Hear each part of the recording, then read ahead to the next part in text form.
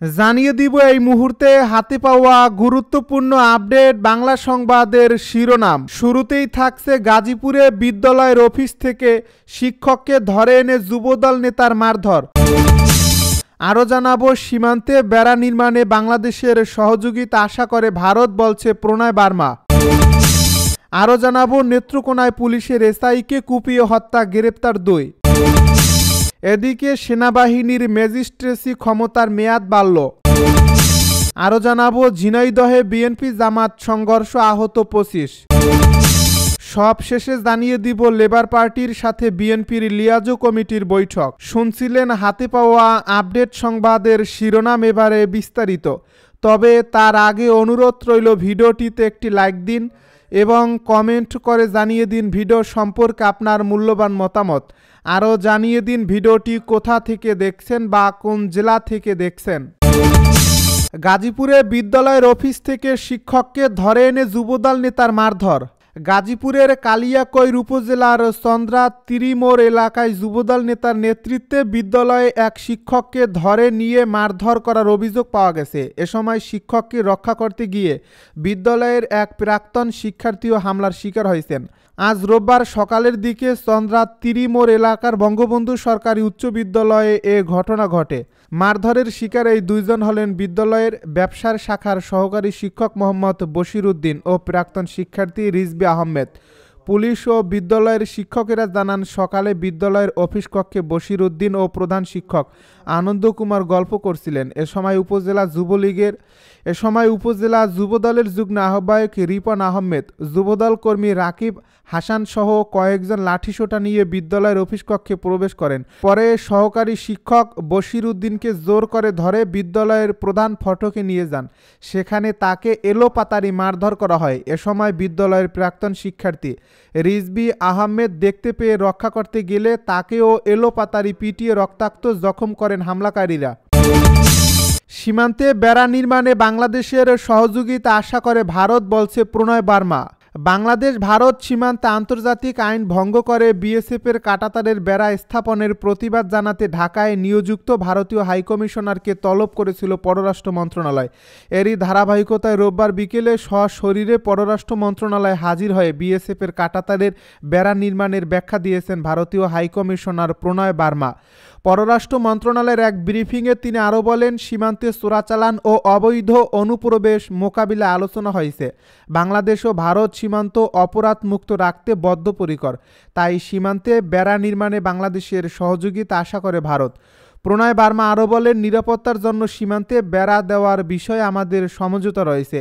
BSF ও BGB এ বিষয়ে যোগাযোগ করছে। অবস্থানগুলো বাস্তবায়ন ও অপরাধ দমনে একটি সহযোগিতামূলক পদক্ষেপ নেওয়া হবে।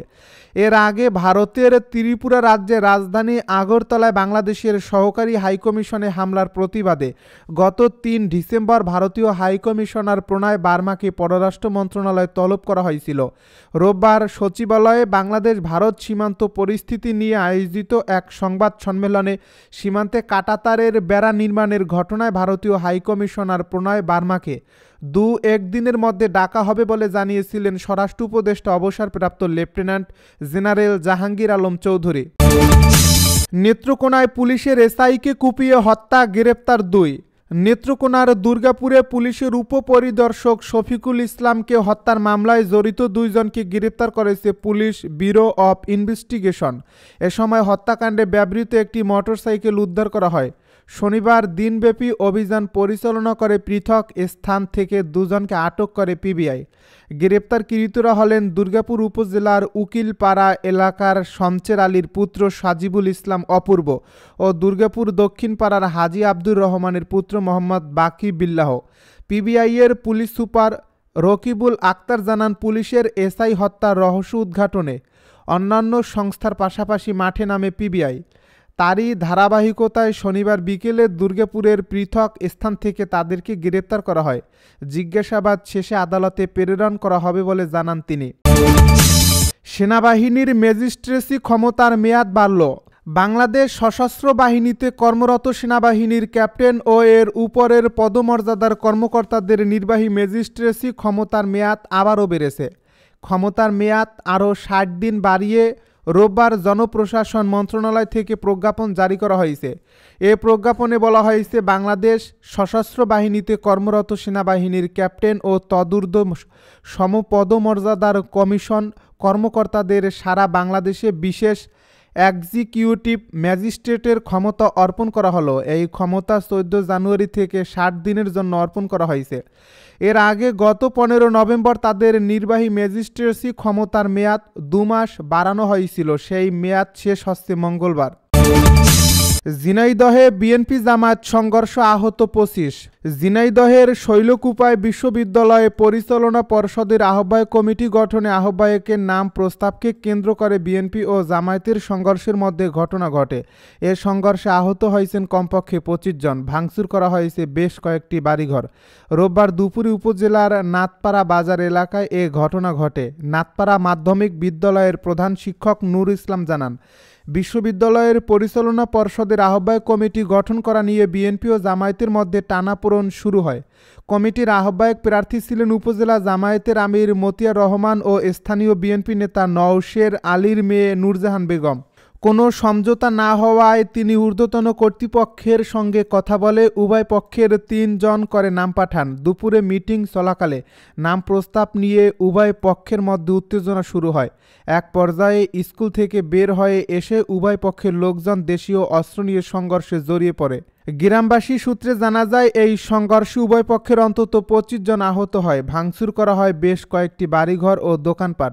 খবর পেয়ে পুলিশ ঘটনাস্থলে পৌঁছে পরিস্থিতি নিয়ন্ত্রণে আনে। আহতদের উদ্ধার করে শৈলকুপা উপজেলা স্বাস্থ্য কমপ্লেক্সে ভর্তি করা হয়েছে।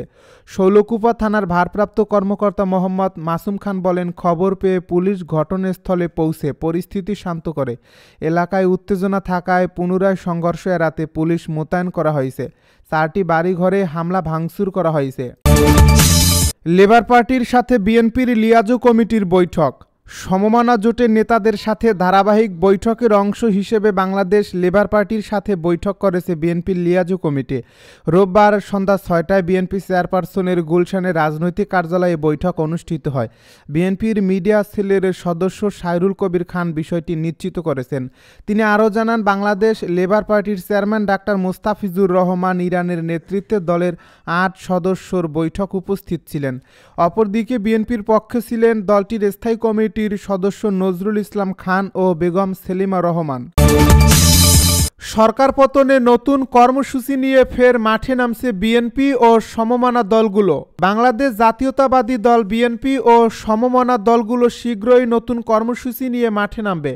আগামী 2-3 দিনের মধ্যেই এ কর্মসূচির ঘোষণা আসবে বলে জানিয়েছেন বিএনপির সমমনা 12 দলীয় জোট প্রধান মোস্তফা জামাল হায়দার। শনিবার সাংবাদিকদেরকে এ কথা জানান মোস্তফা জামাল হায়দার। এর আগে বিএনপির সঙ্গে বৈঠক করেন সমমনা 12 দলীয় জোটের নেতারা।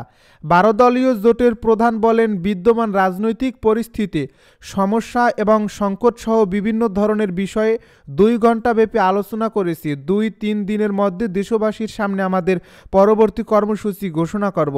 তিনি আরও জানান, 5 অগাস্টের বিজয় আজকে বিভিন্নভাবে বিপদগ্রস্ত হতে চলছে।